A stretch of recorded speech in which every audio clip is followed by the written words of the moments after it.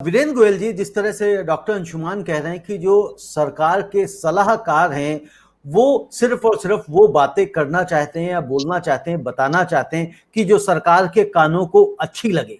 लेकिन क्या ऐसी बातों से जो सिर्फ और सिर्फ सरकार को अच्छी लग रही है लेकिन जनता उससे परेशान है, जनता उससे त्रस्त है, क्या इतने ऊंचे पदों पे बैठे हुए लोग, क्या इनके पास एक कॉमन सेंस नहीं होता है, छोटी सी समझ नहीं होती है कि ये जो हमारे सलाहकार हैं ये मुझे किस ओर लेके जा रहे हैं? क्या ये मुझे स्वर्ग की ओर ले जा रहे हैं या पाताल की ओर ले जा रहे हैं? रविंद्र जी, इस पूरी जो डॉक्टर साहब और आपकी जो कन्वर्सेशन हुई है, इसको मुझे नरेट करते समय कुछ दो चंद पंक्तियां याद आती हैं।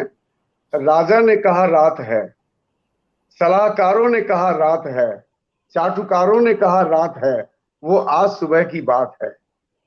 तो ये वास्तविक स्थिति है इस देश की कि ये सरकार या इनके सलाहकार, मुझे लगता है कि वो राजा का मुंह देखते हैं कि इनका मूड किस तरफ है और उसी तरह की सलाहें दी जाती हैं।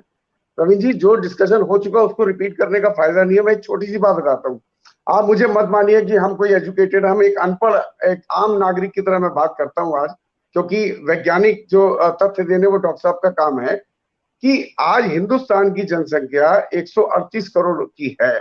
138 करोड़ की जनसंख्या को कभी ना कभी किसी ना किसी स्टेज पे 2 डोज हमें देनी थी, यानी कि पूरे देश को 2 डोज के हिसाब से, चाहे वो कोई भी टाइम स्पैन होता, उसमें 138 करोड़ इंटू 2 यानी कि 276 करोड़ की डोज हमें कभी ना कभी किसी ना किसी रूप में चाहिए थी।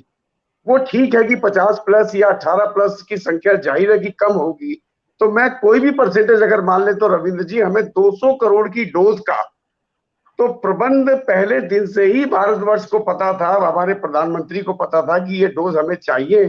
तो बड़ी हैरानी की बात है कि उसके ऊपर कोई भी इनका प्रबंधन, कोई भी इनकी प्लानिंग नहीं हुई। ये हैरान कर देने वाली बात है कि ऐसा क्यों हुआ। कॉमन सेंस के आदमी को भी ये बात पता थी, और ऊपर से अपने आप को एक तो विश्व गुरु बनने की जो जल्दी है, जो जल्दबाजी है, वो दिखाई पड़ती है रविंद्र जी। इसने देश का बहुत नुकसान किया है। आज हमारे यहाँ पर्याप्त मात्रा में वैक्सीन नहीं है और हमने लगभग 5 से 6 करोड़ के बीच वैक्सीन का निर्यात कर दिया।